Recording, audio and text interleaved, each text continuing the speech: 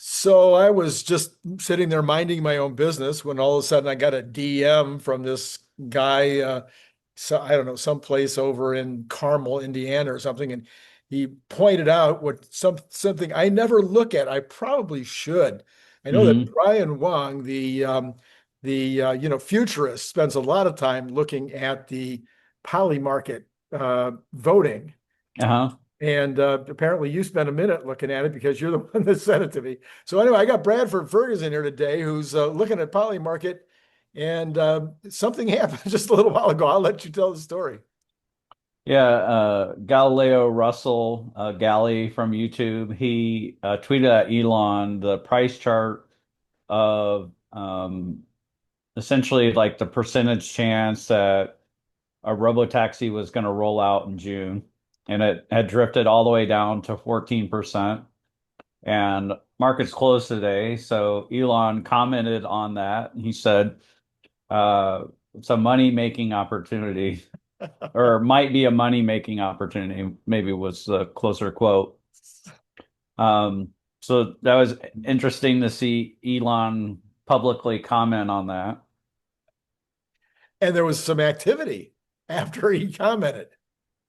Yeah, I'm guessing it Uh, went up in price. how about 66? Wow. From From 14 to 14 from 66. 14 to 66, like this. I mean, just like straight up. Now then, a bunch of people came in and they commented on the small print with regard to that particular. Uh-oh. Yeah, so there's a lot Yeah, of so it's with these, it's all about how is the contract resolved?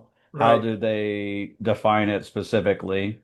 And we don't know if Elon read the small print. So Right, what's the exactly. small print say, Randy? Mostly it was saying things like it can't be just employees or just invited guests.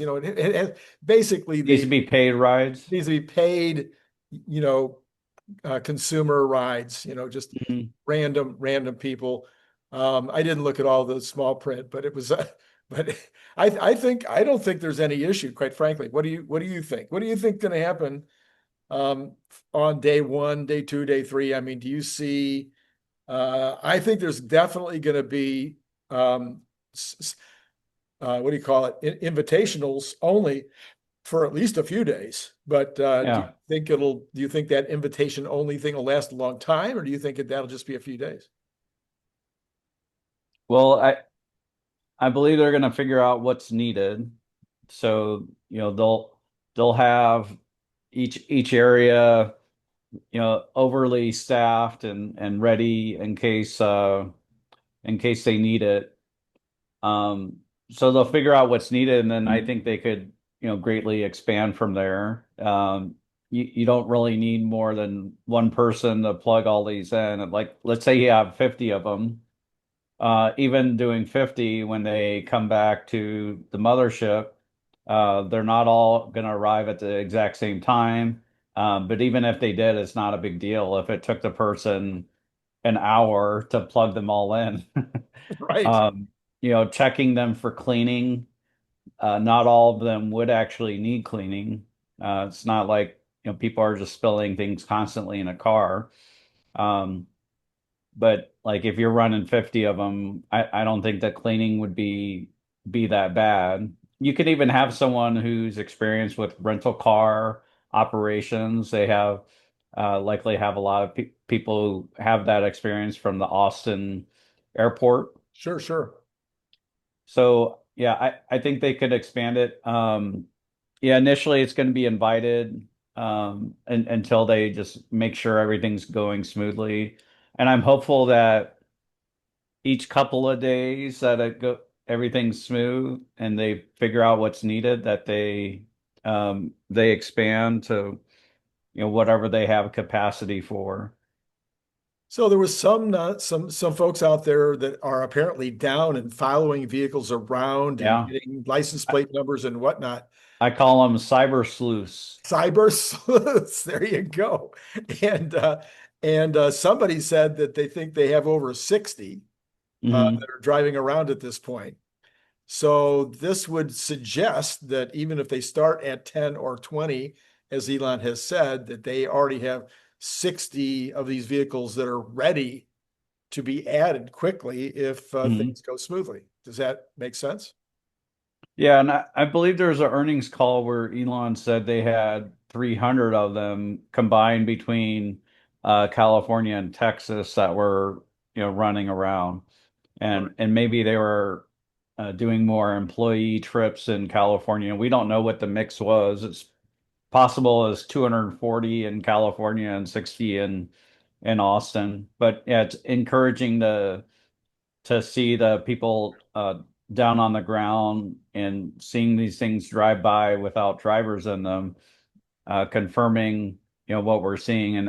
And what they're saying is it's not just uh, robotaxis and testing, but it's also vehicles with the sensor setup that are confirming data that they're running. So they have plenty of cars that they're testing there. Yeah, and if they chose to, if they even if they only have 60 that are ready to go right now, it would seem like if they decided today that they wanted 100, they could just just run them off the end of the line, put on the mask and do a little paint job and add more quite easily. Mhm. Yeah, it's just a little thing on the side. It says Robotaxi. Any Model Y can do it. Sure. So, okay, so I've been looking at this thing. I've been trying to figure it out. I thinking about it a lot of each day. Unlike you, I don't have to worry about clients or any of this other stuff. So I get Hmm. about it a lot, and I can't come up with anything other than a what do you call it in computer science? It's like it's either yes or no. I mean, we're only looking at Binary. binary. It's either on or off. I mean, I'm hard pressed to see this. I mean, yes, of course, there could be an accident or an injury or something the first day, two or three, which would really shake things up, but that's pretty unlikely in my thinking. That would be Hmm. kind of, I believe, only an issue of luck, since we know they're already got a bunch of them flying around now in various Yeah. cities. So I think it would just be bad luck if that happens. Now, if there's two or three, that would be beyond bad luck. You'd start to wonder if it was some kind of, um, as someone suggested today about the SpaceX right now, maybe there's actual chicanery going on. Maybe there's somebody that's, you know, a Chinese spy that's blowing up their rockets, or Mm. somebody else trying to do them harm. But if there was some weird, circumstance of more than, one incident over the first few days, I would start looking over my shoulder and wondering who might be playing games. Hmm. Yeah, I would agree with that. It seems to be very safe. So I wouldn't expect there to be crazy issues early on.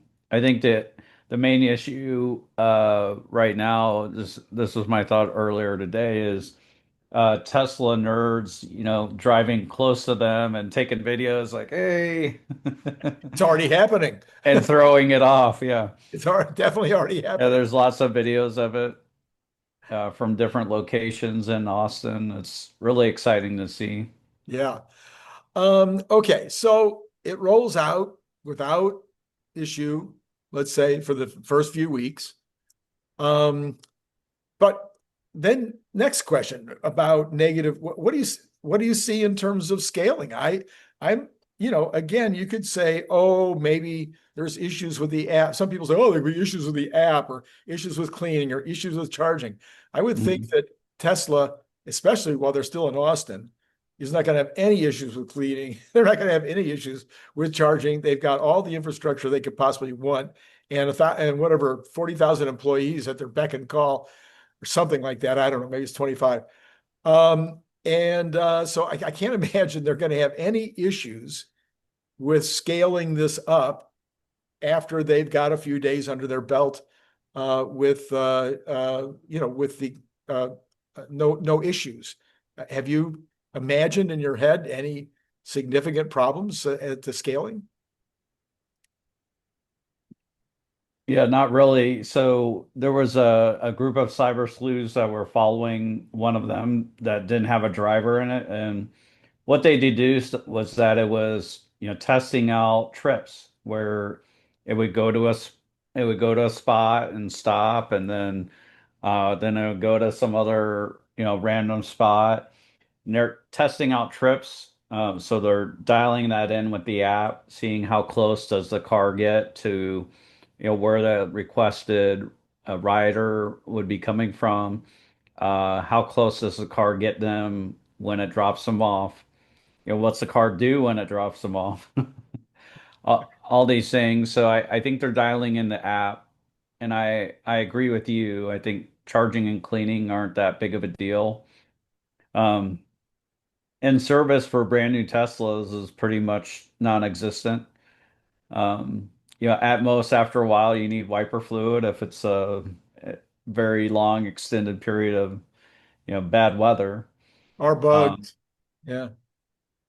I guess one main question may be is if they want to suddenly add a bunch of customer cars, do those cars need to say something on them that indicate that they're a Robotaxi? Do they actually need to say Robotaxi on the side or not? And maybe Tesla could just have a little magnet that you throw on the side that does that, or a sticker Yeah. Yeah. Yeah. that you could use to enroll your vehicle. I, I'm guessing there's a lot of people that would want to enroll their Oh, yes. Oh, new Model Y in this. I'm sure there's a whole bunch of people that want to do it. Now, it may only be 20% of the, Mhm. 2 million in the United States that want to enjoy that privilege, but that would still be a lot of vehicles. Yeah. Okay, so next step, okay, we roll it out through Austin. We've got 100 or 200 or 300 or 500, who knows, whatever number of vehicles in Austin. And then they roll out to a second city. It sounds like it'll be San Francisco and LA would be the next two cities. That seems to be what Elon was suggesting the other day. But let's say they have it rolled out to three cities by the end. I mean, and again, I'm having a hard time seeing what consequences, what kind of things could happen in that rollout other than uh, uh, something that goes against all the odds of what we think is going to happen, and that would be multiple accidents of some kind. Mhm. Barring that, I'm having a very hard time seeing what the ramp is, what's going to get in the way of the ramp. Now, I'm the optimist. So let me think of some worst case Okay, this is scenarios some then. worst case scenarios. Yeah, yeah, So you have a group of lawmakers in Texas. There's seven of them. They sent Tesla a letter, I think it was last night, saying, "Hey, we're adding some things to the autonomous regulations here. Make sure you comply by them by the date of this law gets enacted." Um, I They seem to imply that it had passed both houses and been signed by the governor already. has not been signed by the governor. Okay, so they were misleading in the letter then. Um, and so there were some pieces in there that gave me a little concern, like that first responders need to know if the car is in autonomous mode or not. Yeah, But I think you can open the window if there's either an accident or a ticket or something, and Tesla could talk through the window. They could display things on the screen to say if it's in a autonomous mode or kind of like stopped or in neutral. So they need to be able to interact with first responders. But Tesla's already been in touch with right. the city of Austin, and they're in touch with other cities in Texas to, prepare them for when they expand throughout Texas. I believe in Austin, you could serve that market with maybe this is high, but 5,000 cars. You could blanket it and have 1 to 2 minute wait times, Yeah, and just really be able to offer an excellent service, even if you're in the suburbs, which often get left behind with these ride shares. Typically, you're waiting much longer to get a ride if you're out in the burbs. yeah, and that's definitely one of the things I think that would set Tesla apart. Now, Waymo technically you would eventually have that capability also since you don't have a driver. But right now, Waymo doesn't do very well over 45 miles an hour. And they also, they have to go out and pre-map their Yeah. locations, which is a lot of I, work.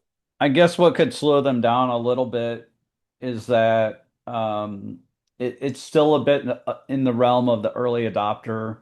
The general public may not think it's safe to get into a driverless car, even though it may be more safe once Tesla, with the version of the software they're on, but especially once they go to the new version in a few months from now, it may be safer than human, but the general public doesn't know that, and people don't want to be like the first person to be in a mishap with an autonomous car. Actually polled people about this. I've asked them about Right. it.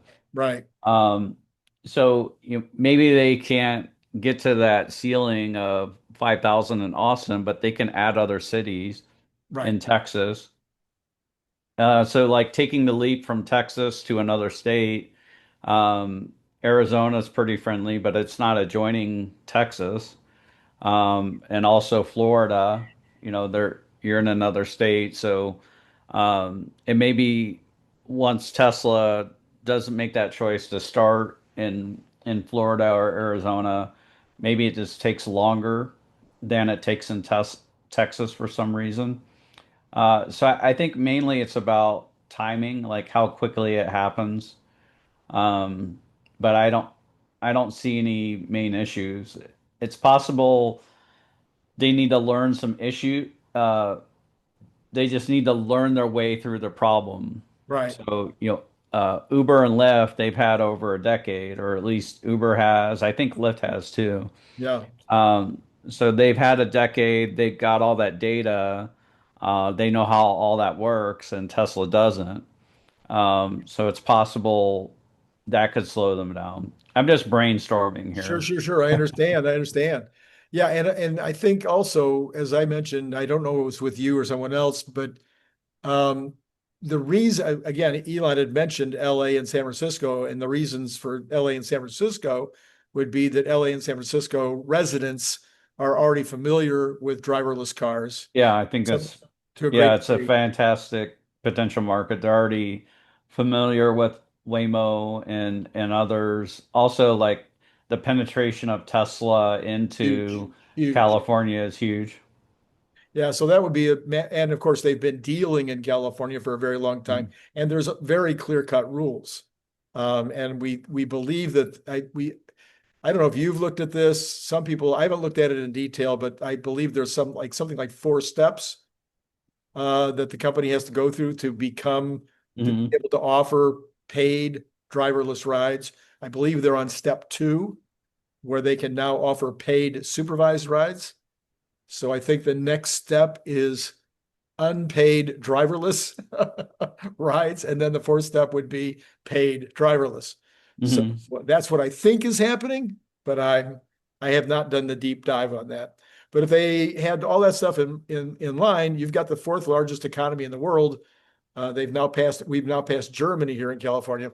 So we're Wow. the fourth largest Congratulations. economy in the world with a massive Tesla population. Cars are recognized, and probably they're already dealing with first responders and whatnot in San Francisco, Fremont, et cetera, Mhm. all these areas. So I think that would make a ton of sense. So I'm really, and you gave some good stuff, but it's like as good as it was, it doesn't seem like those are going to be things that are going to get in the way. So I really, it seems like this, like I said, like you said, a binary kind of deal. It's like either on or off, you know, each week, each month. Do we expand further? Do we expand further? Do we expand further? I mean, that's what Waymo's doing, right? Mhm. But they're doing it Yeah, Waymo is starting to hit more and more cities. They're right, talking about New York City now. right, That was just today. right. Last week it was Atlanta Yeah. that they were adding. Yeah. So just that seems like it would be the same for Tesla, only as multiple people outside of our community have said over the last week but Tesla can add A lot more vehicles than Waymo can. way more vehicles. Waymo. Yes. So I know it's a different company, but I think Waymo's limited by the Jaguars right now. They want to work with Toyota to get more vehicles built, but I don't think the engineering is done on that. Um, and then you have Amazon Zoox. They became the first factory in the United States to make vehicles without a steering wheel or accelerator and braking pedals. But their capacity is 10,000 per year. Per year. Yeah. Yeah. And while that would be better than Waymo's, um, what Tesla plans with Cybercab, and this is according to Elon, is 1 million per year from one factory. Right. Right. And I believe that's Giga Texas. Right. Exactly. So they're talking about making 100 times more per year than what Zoox is talking about. Right. Right. Right. Right. Okay. So given what we've just discussed, what are you hearing from your clients as we head into this historic weekend? Are they excited? Are they all in? Are they adding shares or options? Are they nervous and concerned, like some seem to be, like, Gary Black not being in Tesla on this Friday would just seem crazy. What are you hearing? What's your general sense of what the clients are saying? So I'll talk about our Teslanaires who are rebellionaires, and I'd say the general mood is that like a cautious optimism where they're not really holding their breath yet, but they're eager. So I feel like it's fairly neutral, but they all understand the potential opportunity, and I would say maybe none of them own it because they just think Tesla is a car company. Um, they're very excited about the potential business opportunity that Robotaxi represents. All right. So over the last week, I've asked everybody but you, but it's just because I came up with it on Saturday. So it's your last. Okay.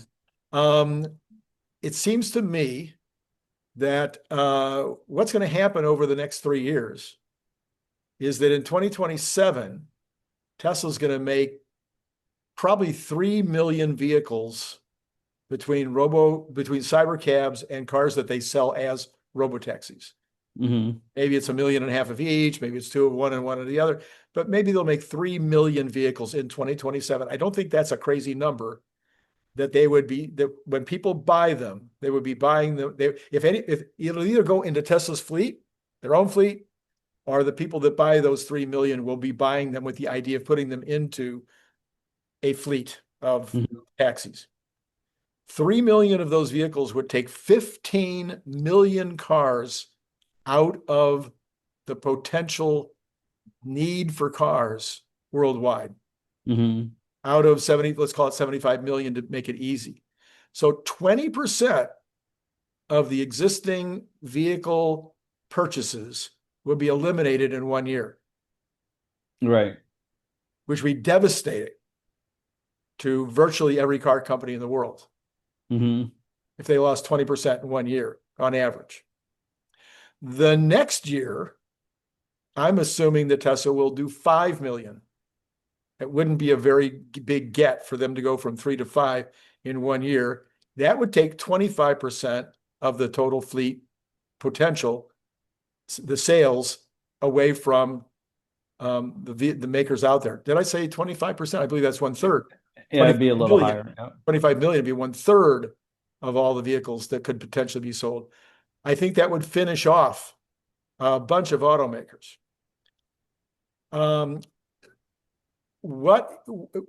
When that happens, my perception of this is And let me add fuel to the fire go here. ahead, go ahead, go ahead. So, um, pretty soon you would have a situation where Tesla would begin to drift their price down on the per mile cost from $2 a mile down to $1 a mile. Uh, yes. And then it would start to get pretty wild. Also, I believe cities are going to be charging taxes on these rides.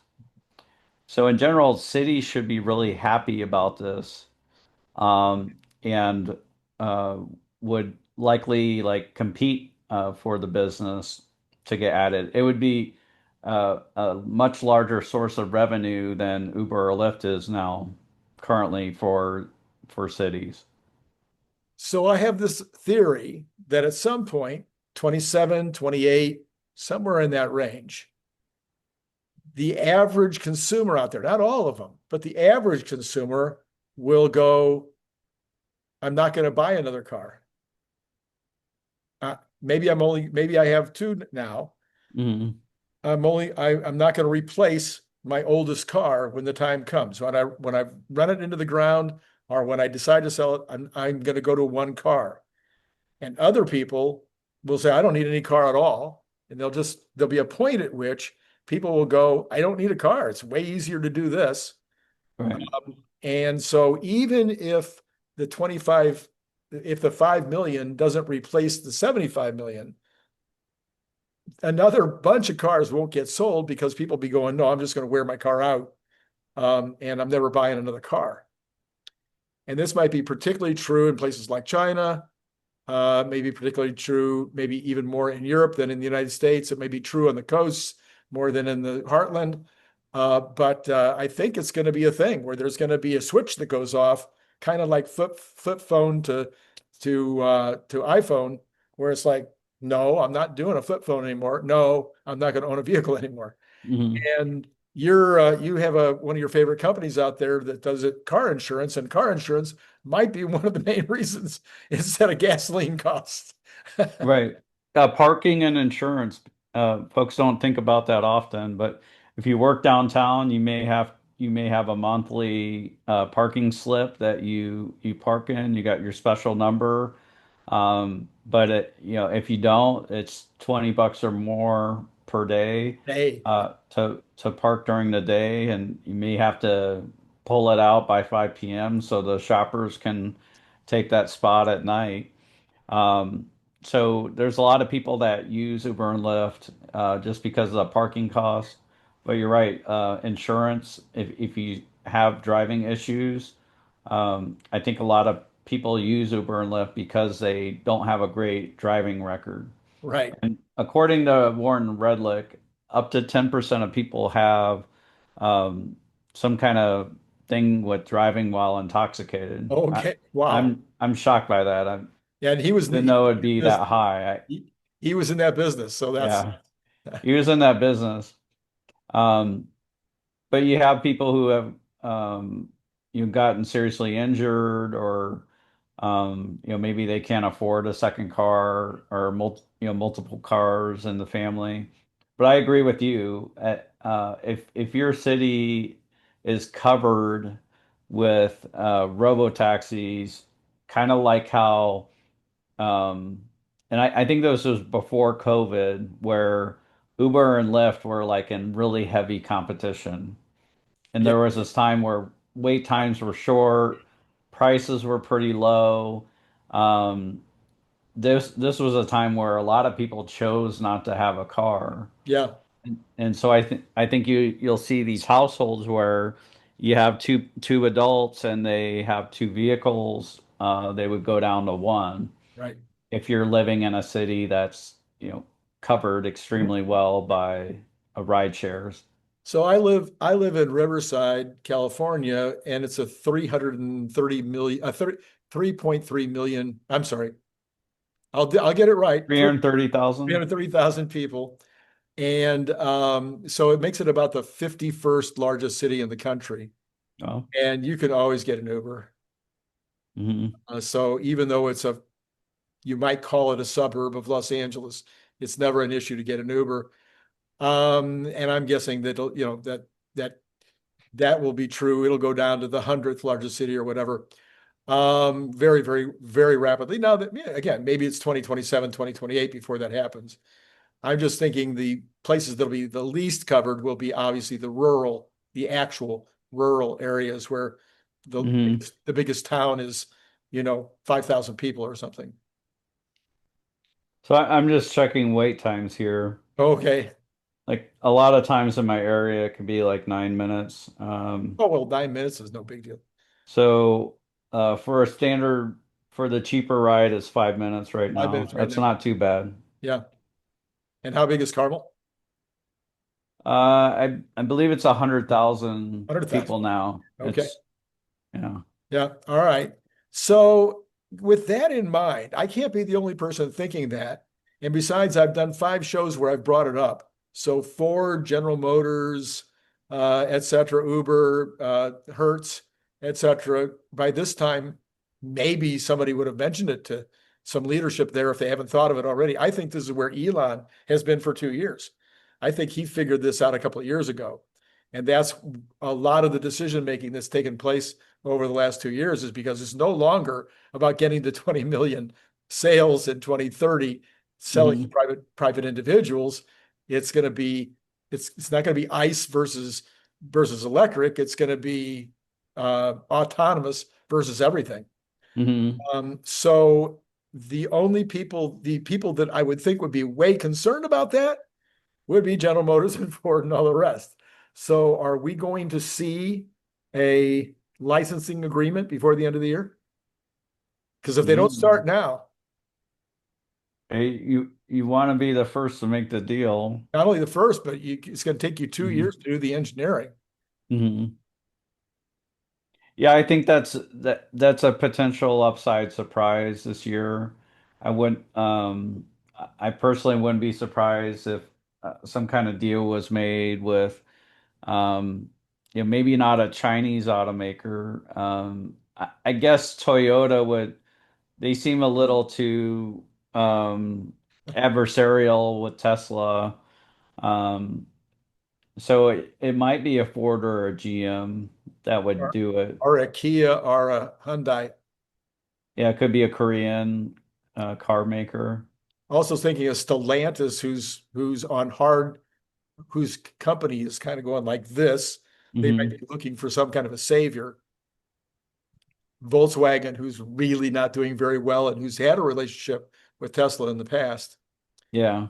So there's a lot of possibilities, but it just seems like I Yeah, I can't. think Volkswagen would make sense because they have a decent scale. Right, Elon explicitly said, and this was a couple Januaries ago, that they only want to partner with OEMs that are interested in making 1 million or more right, vehicles a year that are running autonomy. right. Well, And I that's think in one model, which right. is kind of an extreme thing to do.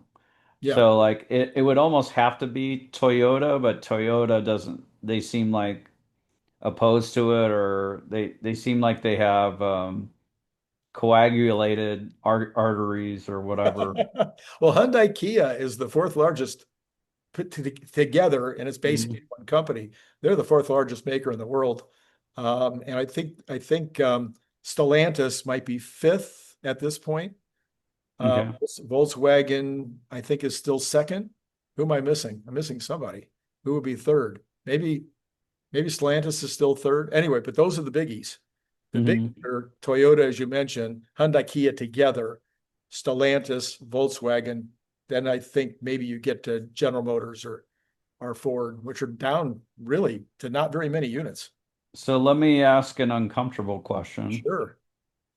Yeah, the Chinese car makers look to be potentially on the ropes. They seem very shaky. Very shaky. It's not a good situation. Each have been propped up by, their favored cities, and then there's part suppliers, and they're not paying their part suppliers in a timely fashion. And there's a rumor that BYD's created their own currency, which you had a great video on, Thank you. Thank which you. is ridiculous. Some kind of like commercial acceptance note. Um, so. very ridiculous situation. Is there a car maker in China that Tesla would partner with as far as licensing it to them? Well, I'm pretty sure Or that would they just straight up refuse? I don't I feel know. like BYD might make sense, but the problem with BYD is they have so many models. Yeah, yeah, So their scale per model is kind of low. yeah. Well, there's a lot of very good companies in China. Some of them are OEM makers, SAIC and some of Mhm. these others, Great Wall. They are primarily making under other brands, but there's quite a few very, very good makers there. Now we've got some of these new ones like Xiaomi that comes out of the high tech world. Mhm. It might be a good fit. Yeah, maybe Xiaomi would make sense. So yeah, I think there's a bunch of folks in China that would make sense, but I don't think it's going to be one. I think there'll be more than it's hard for me to fathom. Now I've brought this up on my show. This is at least the fourth time, maybe the fifth time I brought it up. Hmm. Every single one of my co-hosts has said, "Oh yeah." Hmm. Nobody's gone, "No, that makes no sense." So I have to believe that there's really smart people, maybe not, working at some of these companies that would also be saying the same thing, going, "Oh yeah, this is no longer the battle between ICE and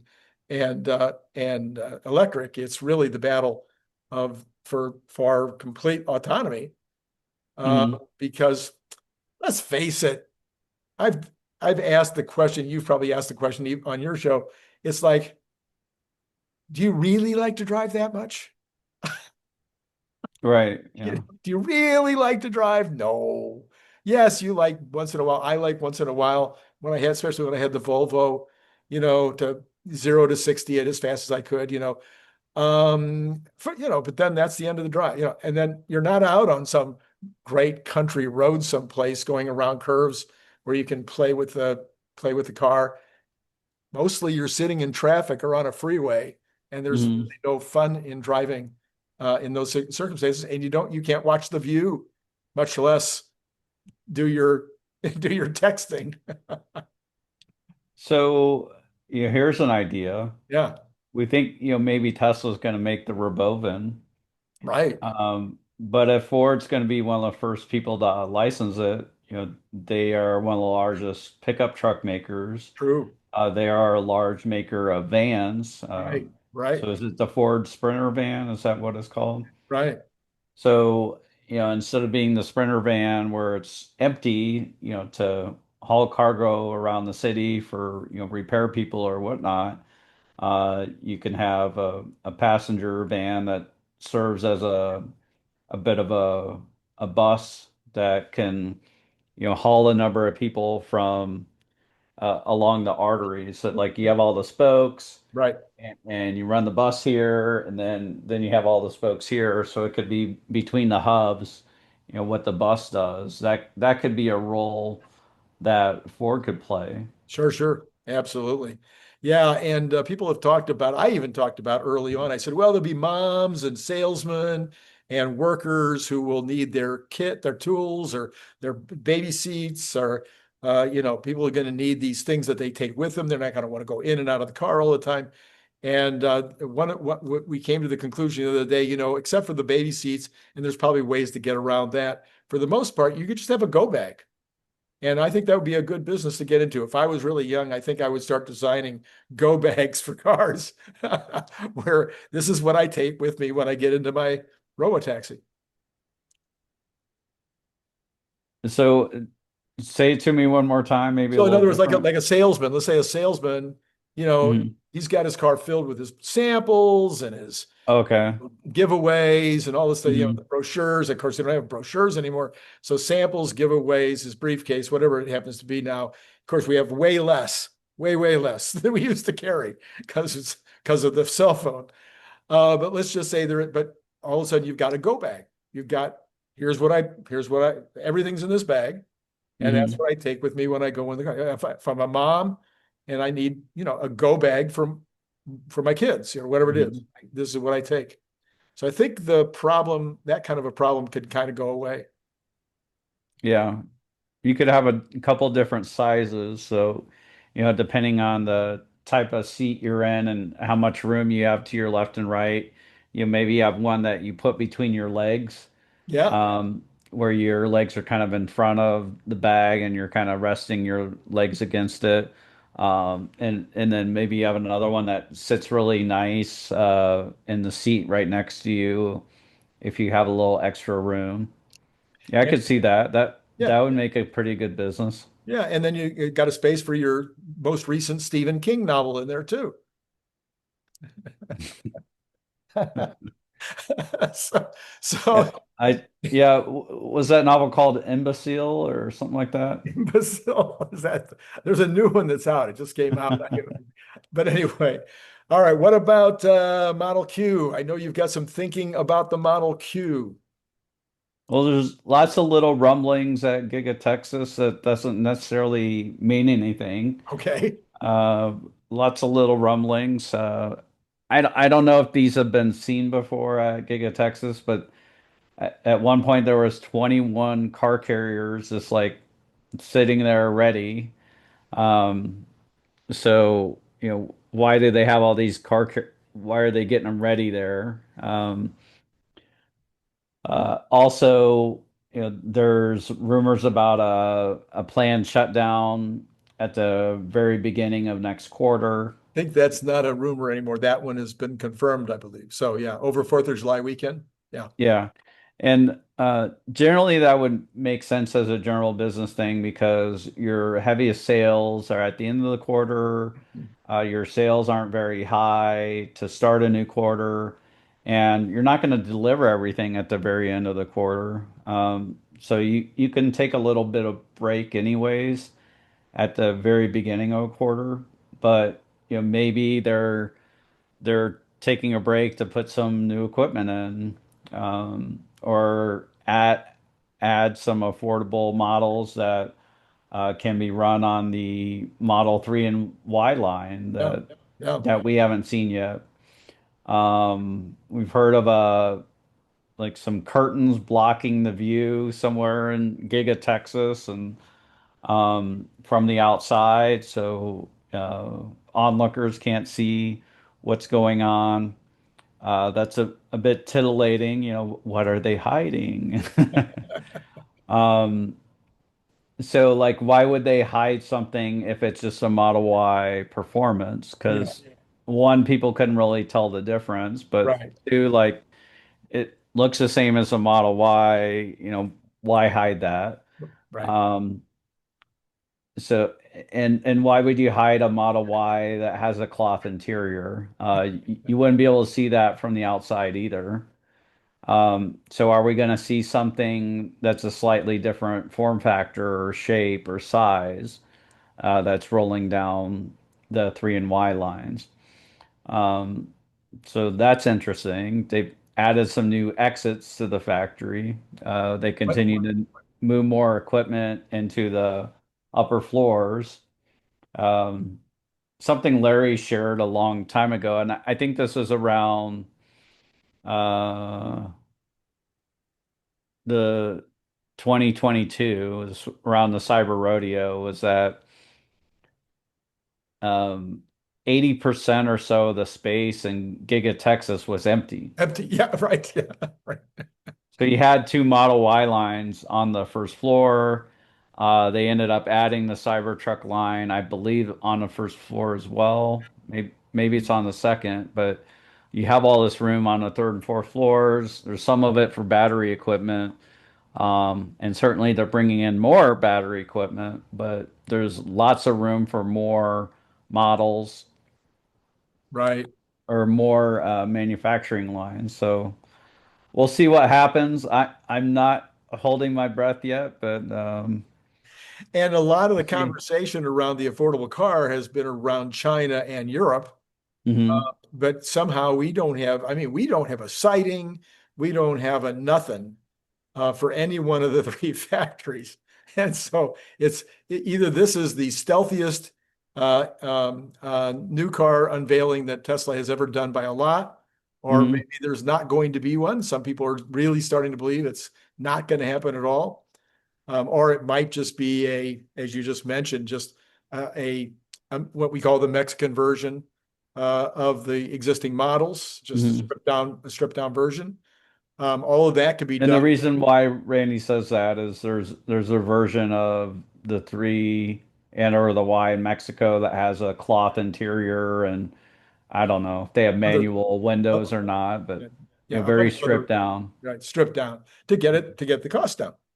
Yeah, Uh, so I believe, and I've posited this for at least 4 years. If they roll, if they start selling a compact, I thought Tesla would be best off if they didn't talk about it until it was rolling right. off the I line. can remember you saying it.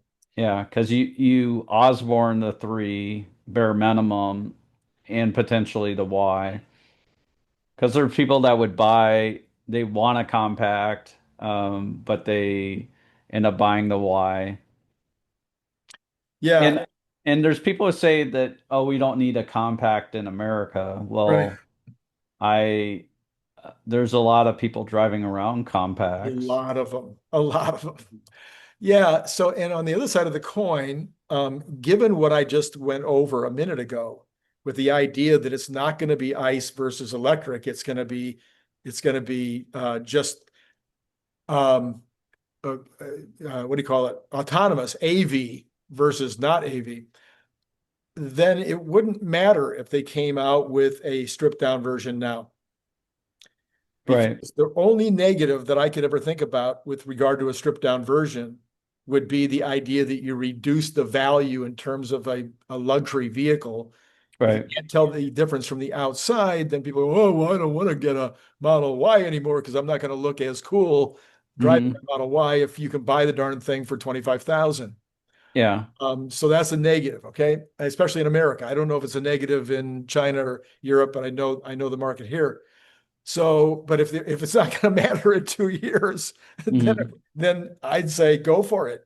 Bring out the less expensive. You're going to increase your TAM by virtually the same amount, maybe even more, because now I can get for 25,000, I can get a car that looks like a $60,000 car. That's a pretty cool thing. Hmm. Yeah, most people they're not picky as far as the car they're getting in for a ride share. Right, So if they get in a Model Y, but it has a cloth interior, they're not really going to care as you need it to be clean though. So right, it can't be dirty or smelly or anything like that. And I don't think that suddenly happens when it becomes a cloth right, interior. right, Um, so, and you don't necessarily need the screen in the back right. either. So like you're running the rideshare or your customer, you can use your app to stop the ride or do anything. Sure. Yeah. So anyway, we'll see what happens, but we're getting really close to the time on that. All right. So there was a Elon Musk interview out yesterday.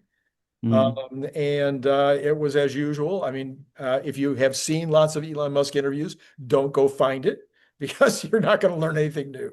Hmm. About the only thing that he said that I picked up on, which I thought was worth talking about, was he believes that digital superintelligence will happen this year or next. And he Hmm. defines it as intelligence that will be smarter than any individual human being. So he's not going all the way to the singularity, which is the wisdom of all human beings combined, but rather only to smarter on every subject, he said. And he said it that way, Hmm. smarter than on every subject than any one human being. You're paying a lot more attention to this kind of things than I am. Does that make sense to you? Do you think we'll get there in the next 18 months?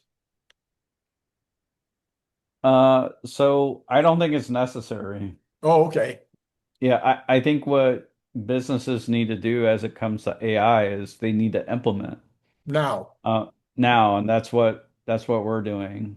Our latest hire was a full stack software developer that's using what's called agentic AI right, to help him program all day. So it's not only writing the code, it helps him refactor the code and explain the code and test the code. It basically does everything. 100% of the code is written by the AI.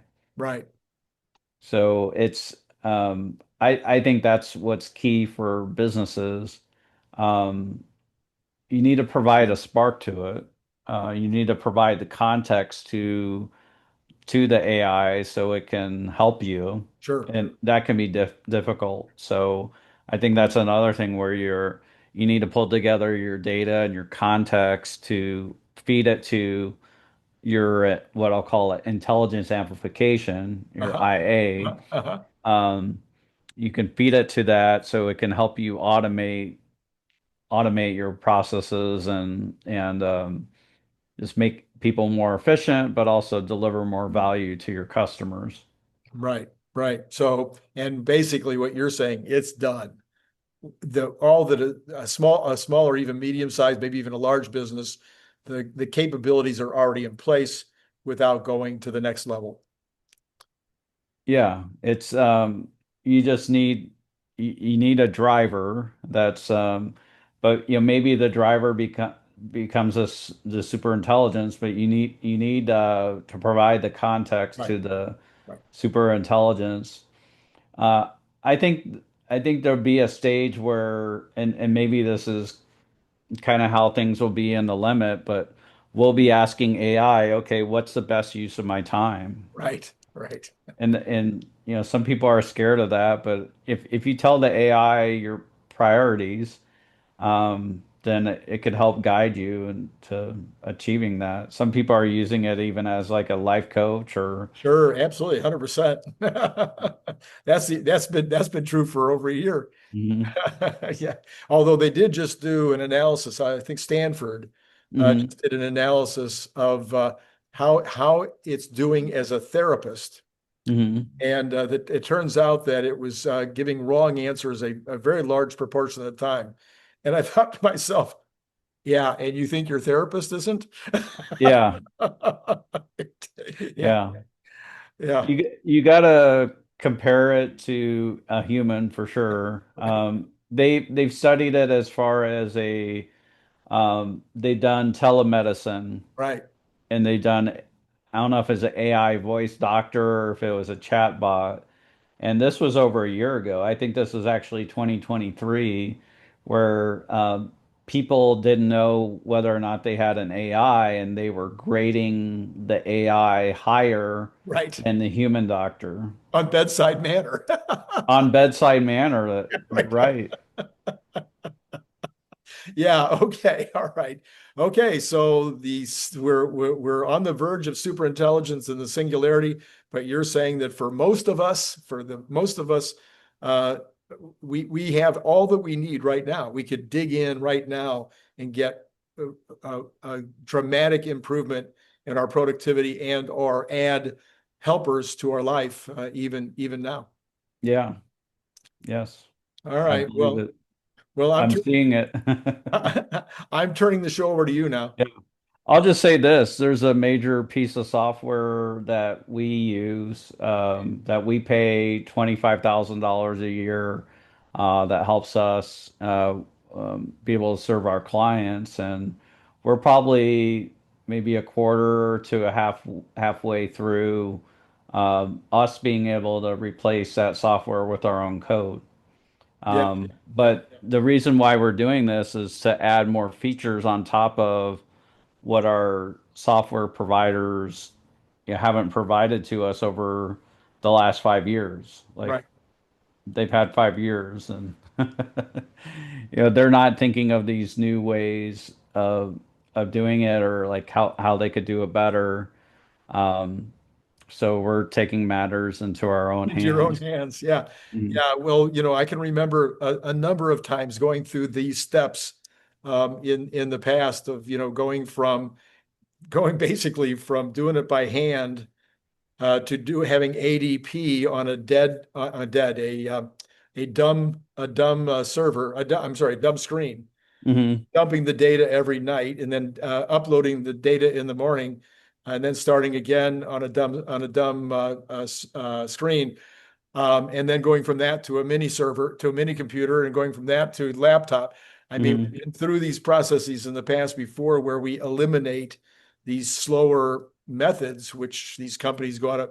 I mean, ADP is still doing fine, but some companies didn't make it through the next level when people started putting in mini computers and didn't need the data transmitted over telephone lines every night. So yeah, been through this a few times, but this will be an interesting another layer. Okay, well, So I would say this, if you're in business, I would think about how can I use my sources of data better? What's the long time data that I have in my business? You probably have a lot of emails with customers. Can we be recording calls and getting transcripts of that? How can we serve people better? What's boring and repetitive, and if we could wave a magic wand, how can we automate that? right. And then, okay, uh, well then let's somehow connect things in a way where we can get AI to write a program to help us automate it or whatever. Exactly.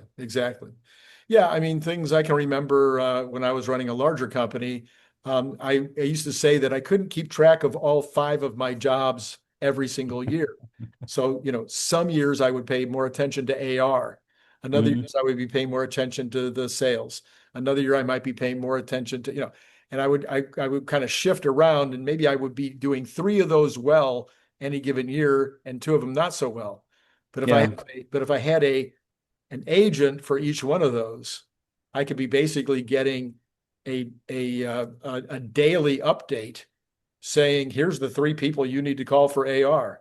Here's Hmm. the 5 people that your salesmen have missed that were doing way more business last year than they are this year.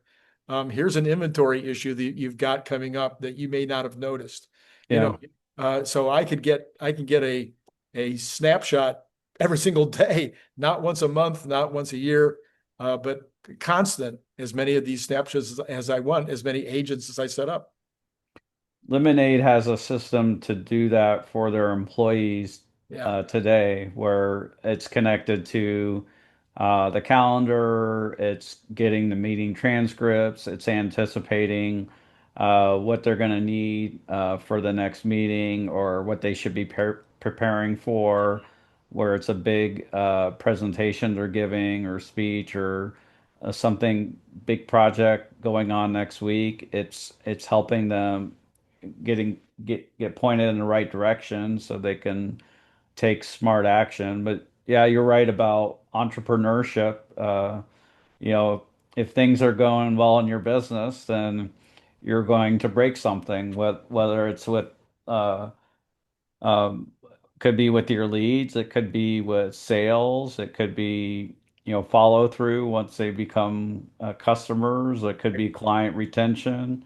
Mhm. So like if things are going well, there something's going to break because you're going to be growing Yeah, yeah. and putting new strains on the business. All righty, then I'm going to turn the show over to you.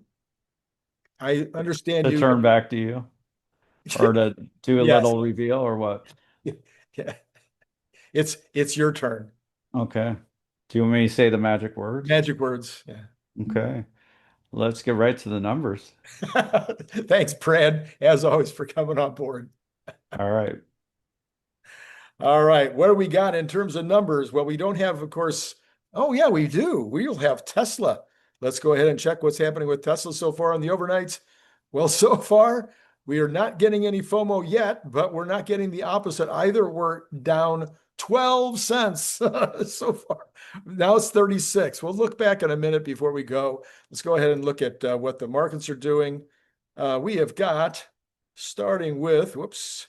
Starting with the bonds, as always, we have got the 10-year down 1.4 basis points. That's always what I want to see. So we're sitting at 4.381. We've got oil.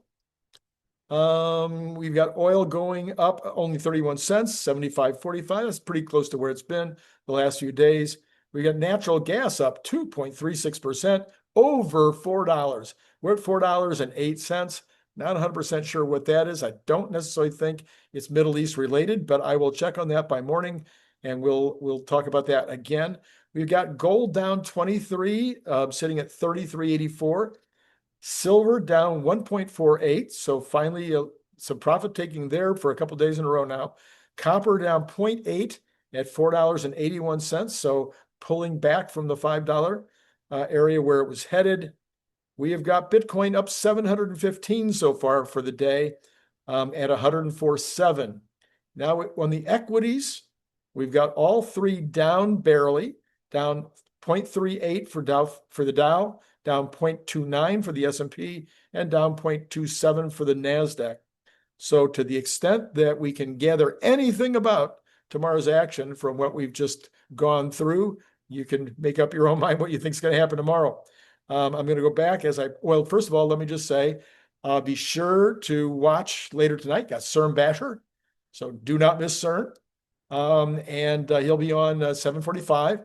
Last night, as I mentioned, did I mention that earlier today or not? Anyway, you definitely want to go back to last night. If you did not see it yet, the Brian Wong video on Wednesday night, I'll put the card up so that you can go check that out. You don't want to miss that one. It was a big one. It was a heavy duty. All right. So you want to go back and see that. And then regular program tomorrow, as far as I know. And then going back to Tesla very, very quickly, it is now up 75 cents. It's like this. Yeah. So up, way over $1 in just a couple of seconds. I don't know what any of that means, but maybe you'll want to check out your own Robinhood later today to see what's happening as things go on. It just went up a little bit more just as I turned it off. All right, that's all I got for you right now. Let me know by how much you like the show by liking, subscribing, notifying, and joining Patreon. That'll be great. It's been great talking to you.